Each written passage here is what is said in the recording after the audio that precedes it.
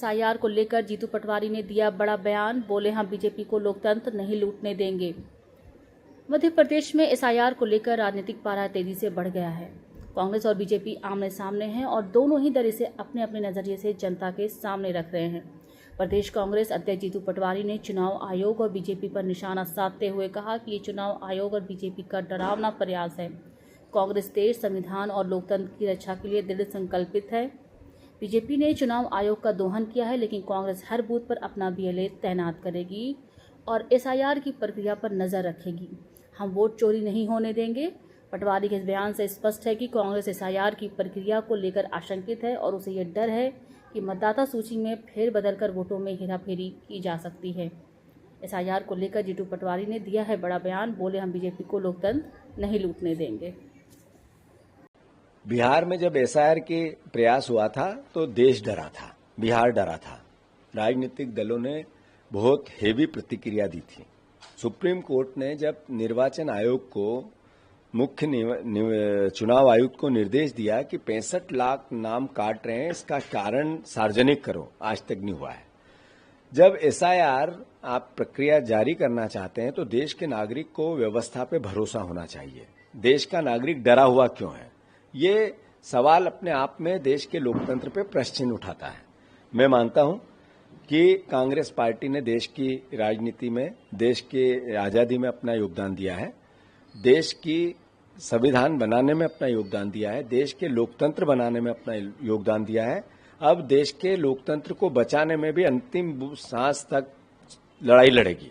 मध्य प्रदेश में हमने इसका पूरी तैयारी की, जनजागरण किया, लगातार रैलियां की, हस्ताक्षर अभियान किया। हमने हर विधानसभा में एक प्रभारी नियुक्त किया। अब हर जगह बीएलए बन रहा है, बूथ पर बीएलए, जो एसआईआर की पूरी प्रक्रिया में आंखें गड़ा के काम करेगा।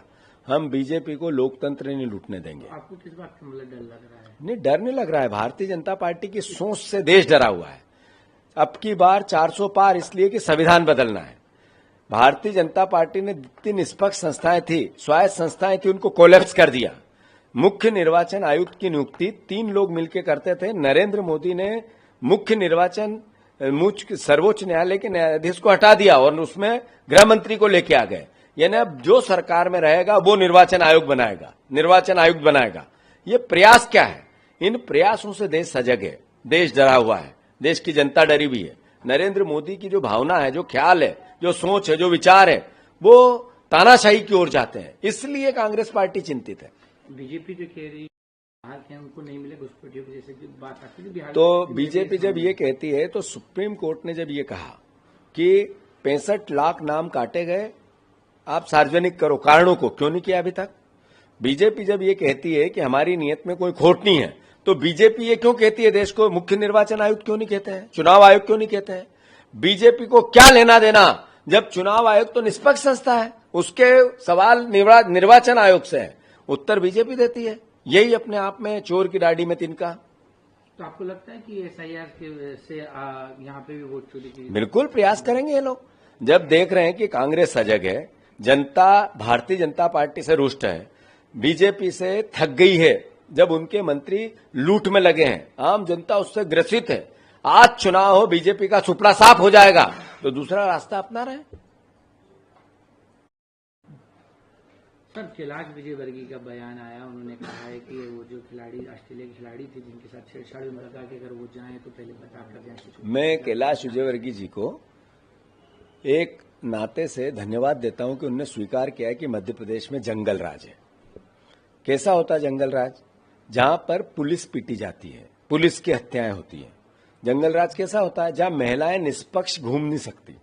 उन्होंने कहा कि बता के जाओ, घर से निकलो तो, मतलब विदेशी मेहमान भी आए तो वो सड़क पे नहीं घूम सकते, बता के जाना पड़ेगा, नहीं तो छेड़खानी होगी।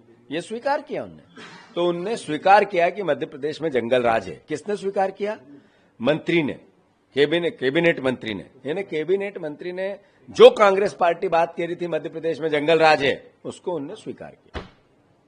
सर, गुना का मामला गया है, जब उसके परिवार वाली, हम बार बार ये कहते हैं कि भारतीय जनता पार्टी किसानों से नफरत करती है, घृणा करती है। किसानों के, भारतीय जनता पार्टी में किसानों के लिए कोई विचार ही नहीं है। भारतीय जनता पार्टी नरेंद्र मोदी ने 3 काले कानून लाए, 1 साल तक किसानों को यातनाएं दी, दिल्ली की बॉर्डर पे वो बैठे रहे, मजबूरन कहा एमएसपी लाएंगे, 3 काले कानून लिए, आज तक एमएसपी नहीं आई। ये हमारे शिवराज सिंह चौहान यहीं के सांसद, उन्होंने कहा था डबल इनकम करूंगा, 20 साल से वादे किए, 97% किसान कर्जे में है। अभी किसान आत्महत्या करता है, इनने कहा था 3 मोदी गारंटी, एक पूरी नहीं की, न धान के दाम है, न गेहूं के दाम है, न सोयाबीन के दाम है। अब कहते हैं भावांतर देंगे। भारतीय जनता पार्टी की सोच और ज्यादा देश देख रहा है कि उनके नेता किसानों को रोंद रहे हैं धार से। ये मैसेज क्या है? उसकी बेटी के कपड़े फाड़ रहे हैं, किसान की बेटी के कपड़े फाड़ रहे हैं। ये बीजेपी के नेता की सोच है। इसका मतलब है बीजेपी 100% किसान विरोधी है। ये समझ आता है, जंगल राज का पर्याय है भारतीय जनता पार्टी का शासन। साल की बच्ची के साथ रेप की घटना सामने आई। शर्मसार है पूरा प्रदेश। 20 बेटियों की रोज बलात्कार होते हैं, 3 बेटियों के साथ गैंग रेप होते हैं।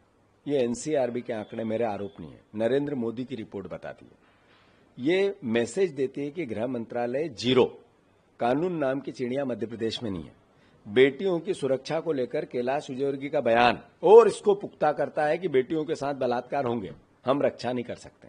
बाहर निकलो तो पूछ के निकलो, तो घर में रहो। ये तालिबानी रवैया मध्य प्रदेश में जो बन रहा है, ये चिंता का विषय, और हर मध्य प्रदेश का नागरिक इसको देख रहा है, समझ रहा है, इसका सबक भी सिखाएगा।